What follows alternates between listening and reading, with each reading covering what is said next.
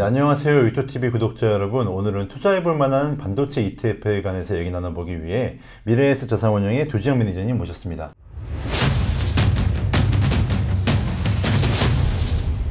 네, 안녕하세요. 네, 안녕하세요. 타이거 ETF의 두지영 매니저입니다.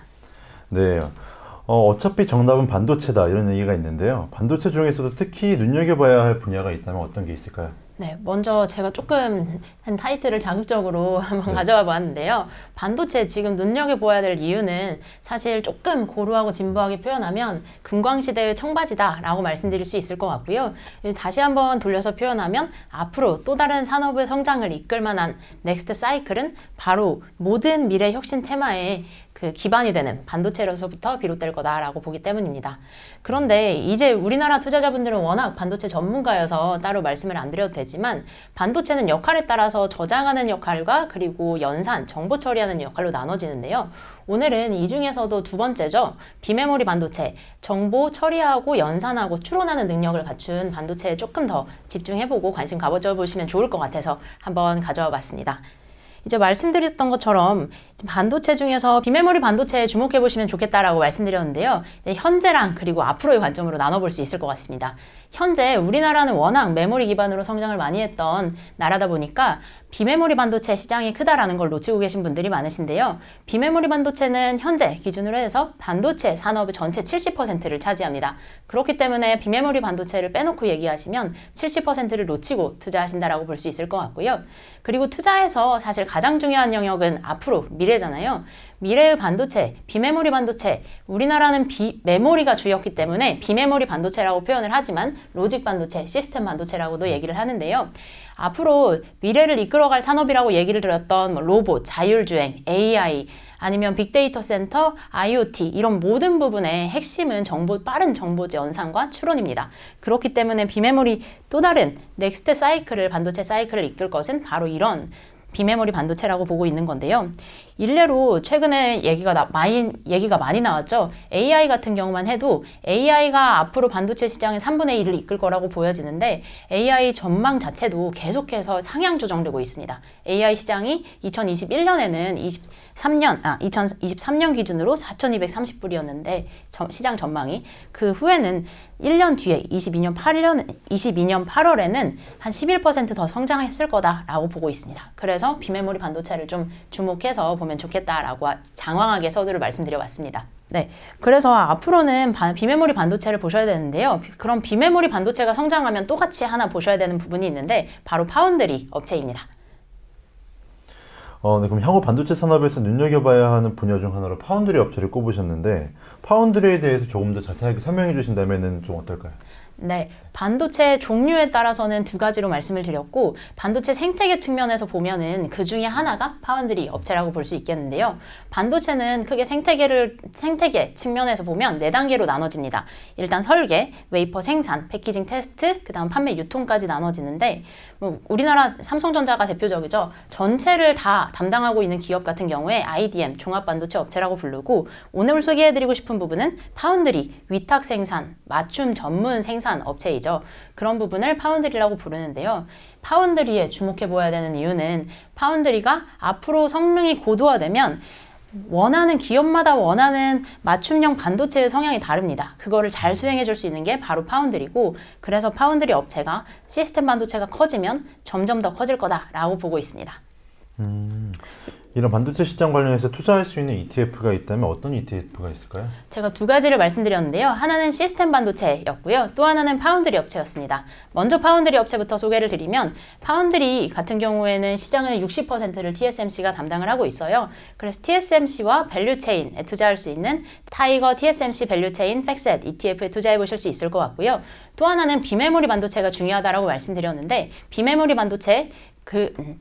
비메모리 반도체뿐만 아니라 글로벌 반도체 전반에 투자하고 있는 지금 타이거, 미국 필라델피아 반도체 나스닥 ETF에 투자해 보시는 게 좋은 투자 전략이 될 수 있을 것 같습니다. 근데 왜 반도체 산업에서 특정 종목이 아니라 ETF 투자에 관심을 가져야 될까요? 일단 ETF의 가장 큰 장점이 분산 투자하고 손쉬운 투자이잖아요. 물론 그런 장점 말씀드릴 수도 있겠지만 지금 같은 반도체 시장에서는 어떤 특정 업체가 도드라지기도 하지만 사이클 성장에 따라서 섹터 전반적으로 성장하는 모습을 보여줄 거라고 생각되기 때문입니다. 예를 들면 지금 필라델피아 반도체를 말씀드리면서 미국 같은 경우에는 비메모리 반도체 시장은 70%를 차지하고 있어서 비메모리 반도체 시장에 투자하고 싶다면 대표 지수인 필라델피아 반도체를 놓치지 말고 보아야 되는 부분도 있지만 그렇다고 해서 꼭 비메모리 반도체만 반도체 산업을 성장하는 건 아니고요. 이제 반도체 시장 전반적으로 성장하는 거기 때문에 이제 한 50%는 비메모리 리딩 산업에 투자하고 있는 이제 필라델피아 반도체, 나머지는 또 비메모리 반도체나 메모리 반도체에도 45% 정도 투자하고 있기 때문에 이렇게 산업 전반에 투자하시는 게 중요하다고 보여지고요. 그리고 TSMC 매력을 강조하다 보니까 조금 더 TSMC에 대해서만 말씀을 드렸는데 실제로 이제 메모리 위에 펜으로 그리는 것 같은 역할을 하고 있는 EUV 산업이죠. 거기서 대표주자 ASML 같은 경우에도 TSMC 밸류체인 중에 중요한 부분이기 때문에 한 기업에 투자하시는 것뿐만 아니라 섹터 전체에 투자하시는 게 중요하다고 보여지기 때문에 ETF 한번 말씀드렸습니다. 네, 그러면 글로벌 반도체 산업 투자 관점으로는 말씀해주신 비메모리 반도체가 있겠고 공정 관점에서는 파운드리 업체에 주목해보는 게 매력적이라고 하셨는데 그렇다면 이제 국내 투자자분들은 국내 업체에 관심이 많으시잖아요. 그렇죠. 그 삼성전자와 SK 하이닉스를 필두로 하는 국내 반도체 산업은 어떻게 보시나요? 지금 아무래도 세계에서 패권 전쟁을 가장 치열하게 하고 있는 분야가 반도체 산업이잖아요. 그러다 보니까 어떤 국가, 어떤 기업에 관심이 있으신 분들이 많으실 텐데 우리나라도 물론 전략을 잘 짜나가야 되긴 하겠지만 수혜를 보는 국가 중에 하나가 될 것 같긴 합니다. 미국이나 중국에서 제재가 다양하게 이루어지고 있긴 한데 TSMC 같은 경우를 한번 다시 돌아가서 말씀을 드리면 어떤 국가에 특정 재지에서 조금 그나마 자유로워질 수 있는 부분은 경쟁력을 갖추는 거라고 볼 수 있겠는데요.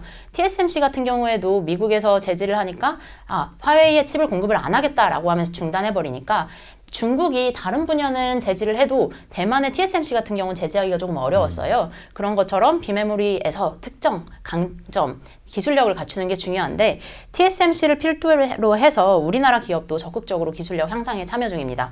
예를 들면 TSMC에서 이제 최근에 관련된 19개 기업과 파트너사를 맺고 기술력을 성장시켜 나가자라는 내용이 있었는데요. 거기에 SK하이닉스와 삼성전자 모두 포함이 되어 있고요.